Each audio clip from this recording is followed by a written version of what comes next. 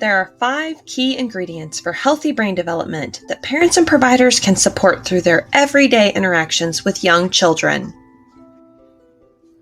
They are relationships, responsive interactions, respect, routines, and repetition.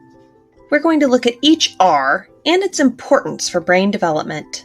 Although there are other factors that are critical to healthy brain development, we are focusing on these 5 as they have the most power in our everyday interactions with young children and families. The first ingredient in building healthy brains in early childhood is relationships. The quality of the attachment children form with their parents affects their ability to explore and learn. When we make children feel safe and secure and meet their physical and social emotional needs, they are able to go out and explore their environments with the confidence that caring adults will be there to offer comfort if they experience distress or need some support. This means they are able to focus on their most important tasks, learning through play and developing positive relationships with other children and adults. One particularly important finding from attachment research is that a strong, positive relationship with at least one adult is essential for healthy brain development. Children who do not have the opportunity to form attachment bonds with at least one primary care provider experience poor brain development and exhibit behavioral issues. The second R is for responsive interactions. Think about a time when someone really took the time to listen before he or she responded to you. How did it feel? You might feel truly seen, heard, and valued.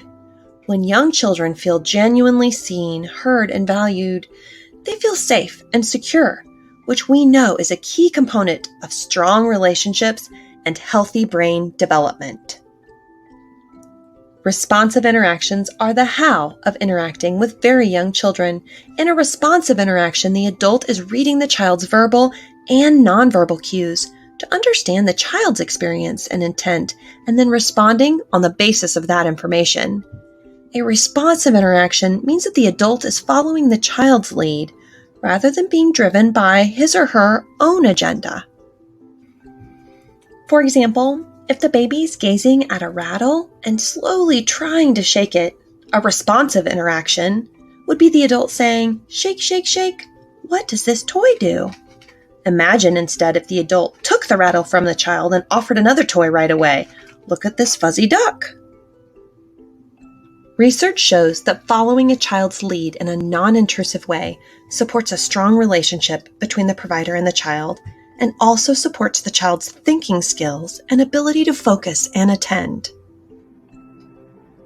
Responsive interactions are back and forth, reciprocal exchange, not one-way interactions in which the adult is telling the child what to do or how to feel.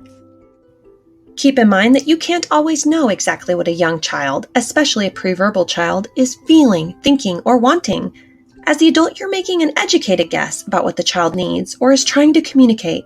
His gestures, behaviors, utterances, and cries are all ways of communicating with you, and it may take some trial and error to land on the right answer. It's the willingness to stay tuned in to the child and keep on trying to understand his needs that characterizes responsive interactions. Back and forth responsive interactions are sometimes referred to as serve and return. Much like in a game of tennis or volleyball, the child serves up some information and the adult responds based on the cues they receive. The child and adult go back and forth, with each person responding to the other's gestures, sounds, facial expressions, and words. Interacting with very young children, even preverbal infants, in this responsive way has been found to facilitate the growth of brain connections in the areas of language, cognition, and social-emotional development. These responsive interactions can be short or long in duration. They can take place anywhere, during a diaper change, while driving in the car, or during meals. Face-to-face responsive interactions are particularly important for brain development, as infants prefer human faces over other objects even though their visual pathways are immature. Let's take a look at this famous experiment that demonstrates just how much our youngest children need, seek, and are attuned to these back and forth interactions. This experiment demonstrates just how much babies are affected by the responsibility and quality of interactions with their parents. Looking at face-to-face interactions between mothers and infants, and we film those, and we would code the baby's facial expressions and the mother's facial expressions. We wanted to understand the relationship between them.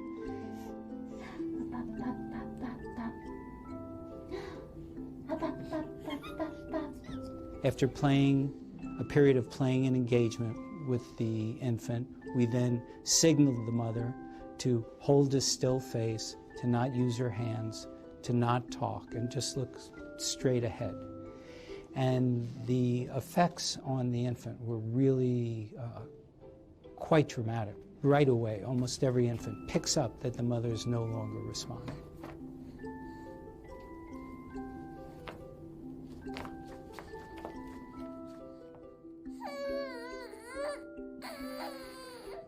Babies have all these ways of trying to get the mother's attention. When we saw Analia today, she does a fake cough with her mother.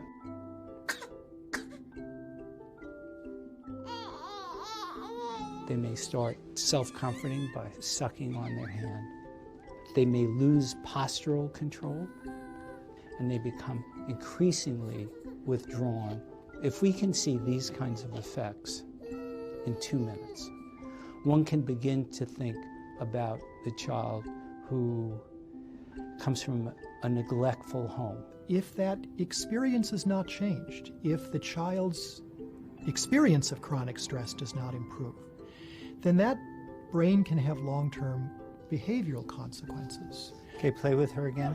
Okay. Hi, Amelia.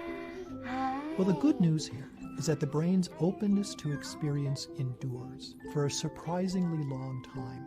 Sometimes we talk about the brain's plasticity, and the term plasticity draws our attention to the continued malleability of the brain, the fact that the brain is not a finished product and will not be for many years. It means, therefore, that the brain continues to adapt to new experience. So we have learned a lot in the last 10 years. And the Core Teams project is using that science and applying it in effective ways in devising interventions for some of the most at-risk children in our society.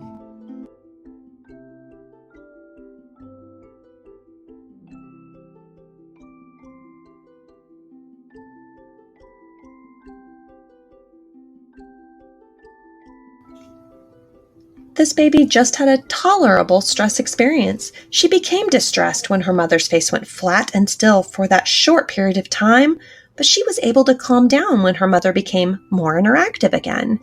The stress was short-lived, and she was fairly quickly comforted.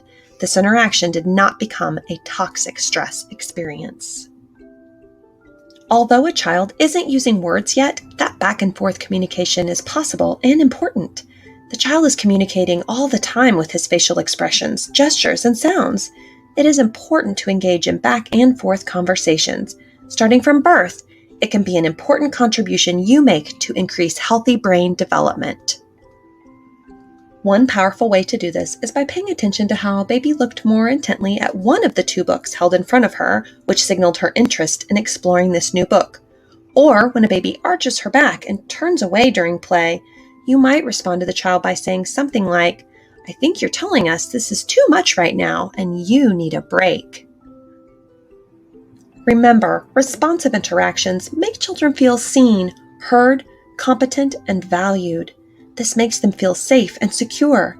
Responsive interactions calm bottom functions like the limbic network, allowing young children the freedom to explore and make connections in areas such as the cerebral cortex, developing language, cognitive skills, and social-emotional skills.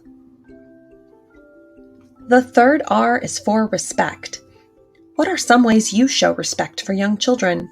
Respect means treating even the youngest infants as valuable individuals whose efforts to communicate preferences and needs are important. Think about a time you might have felt disrespected. How did you react? You probably had some strong emotions. You might have felt angry, sad, or embarrassed. When we are experiencing strong negative feelings, it is more difficult for us to engage in the thinking and planning functions of our brains. These are the exact functions we want children to be using because they are so important for learning. Making a child feel ashamed or bad about who they are or something they've done can get in the way of learning. We want children to feel safe and secure in their environments so they can have strong self-esteem, self-regulate, and feel confident in exploring their environment. So it is very important to find ways to set limits and address challenging behaviors in ways that teach and guide, not that punish or shame.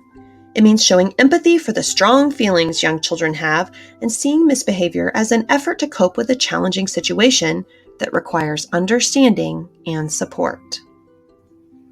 Remember, respect makes children feel valued, safe, and secure, which allows them to focus their attention on exploration and learning. The fourth R is for routines. Think about a routine that you do during the day or week. How does it feel when that routine gets interrupted? When our routines are interrupted, we might feel anxious and out of sorts. Disruptions or lack of routine makes very young children feel the same way. Routines are the predictable sequences of events that happen every day in the same way. The use of routines helps build brain connections that support memory and organizational skills. They also create a sense of security by helping young children know what, how, and when things will happen. Routines create a sense of safety, calming the brain and thus allowing children greater access to their other functions, such as working memory and focused attention. The fifth R is for repetition. The brain establishes connections in response to experiences. The more an experience is repeated, the stronger the brain connection related to that experience. Reading the same stories, hearing the same songs, or going on the same walks stimulates the senses, muscles, and skills involved in these activities. Related brain connections are strengthened as well. Cognition, language, physical skills, and social emotional abilities can be supported through repetition. If you were to complete the phrase practice makes, you would probably say perfect. The truth is that practice makes permanent. The brain needs many opportunities to try something over and over again to cement neurological connections. We repeat to remember. Keep in mind that repetition is helpful for cementing developing skills. Introducing and making children repeat activities or skills way beyond their reach will not provide positive brain connections and can even cause too much stress. That child might come to associate the activity with negative emotions, which may interfere with a child's love of learning. For example, we would not give addition flashcards to a 2-year-old, but we might introduce counting while setting the table for a snack.